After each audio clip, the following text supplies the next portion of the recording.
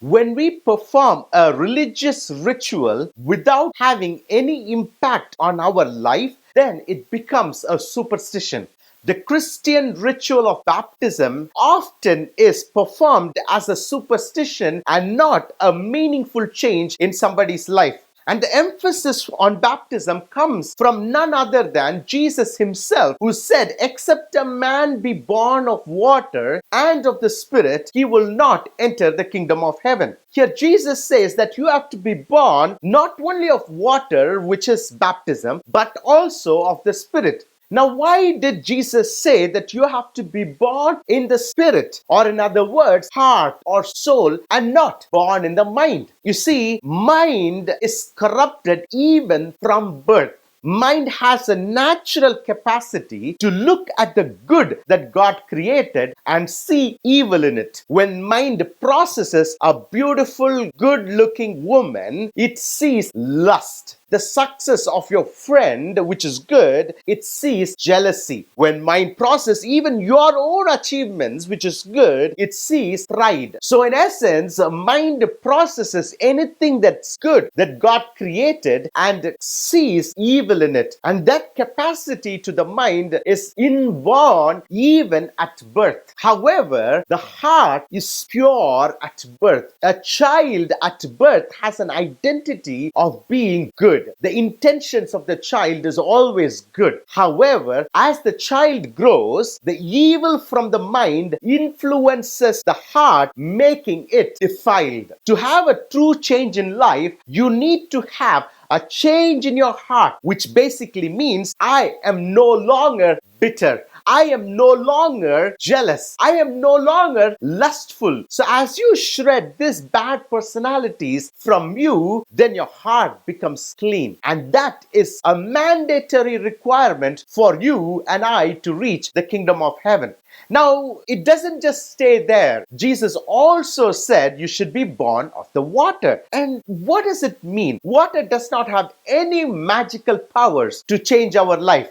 Every person who goes into the water comes back as the same person. Now, to understand the significance of baptism, let's look into a regular marriage that happens in day-to-day life.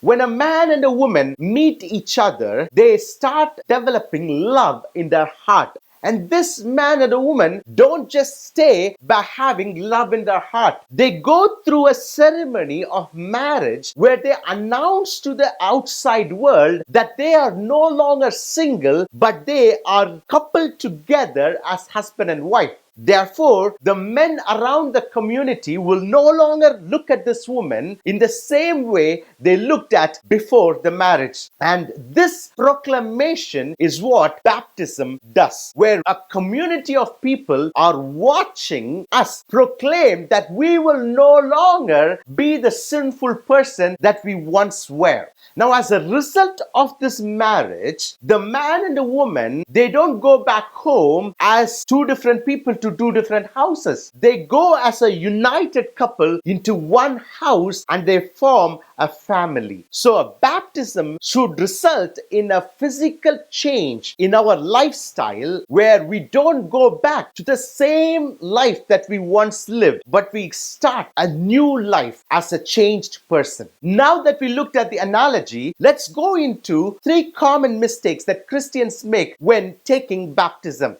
Number one is the Christians often are drawn into focusing on mechanics of baptism and not the meaning of baptism. They are so drawn into, should you immerse the person in water, or should you sprinkle water on a person, or whether even water is needed in the baptism. You see, it doesn't matter how you get married, whether you use a ring or a chain or even just sign in a paper. All that matters is, are you making an external proclamation to people around you that you are no longer going to lead a sinful life and you are going to be a good person? That is all matters. In the olden days, when people took baptism as recorded in the book of John, they entered into the water confessing their sins so that people who are watching them can hear what they are confessing. So in essence, when we go into baptism, we should proclaim proclaimed for people to hear that what change are you making? That you no longer are going to be abusive to your wife. You no longer are going to hold on to bitterness against your friends. You see, those confessions of change should be heard loud and clear in a baptism and not just dipping yourself in water.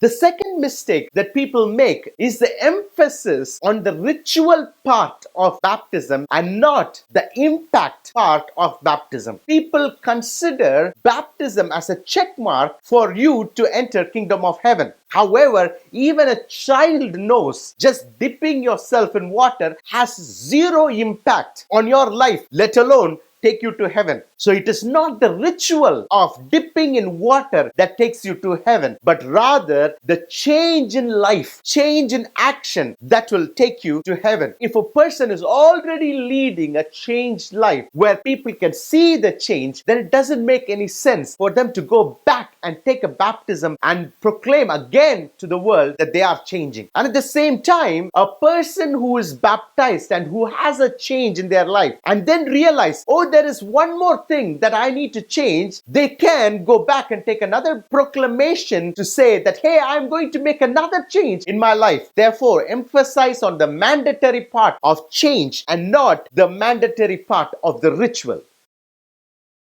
The third mistake people do is they consider baptism as the beginning of change and not the completion of change. When you catch a Christian committing a sin, he will immediately say, hey, baptism is only the beginning of the change in my life, whereas perfection is an ongoing process. By making these arguments, we have fooled ourselves and we are leading a hypocritical life even though we have committed to a change during baptism. Baptism, in essence, is like a switch. We are telling the world we are no longer the sinner that we once were. We are going to lead a good life. So consider baptism like a switch and start living that change. And don't consider this as a beginning of a gradual process.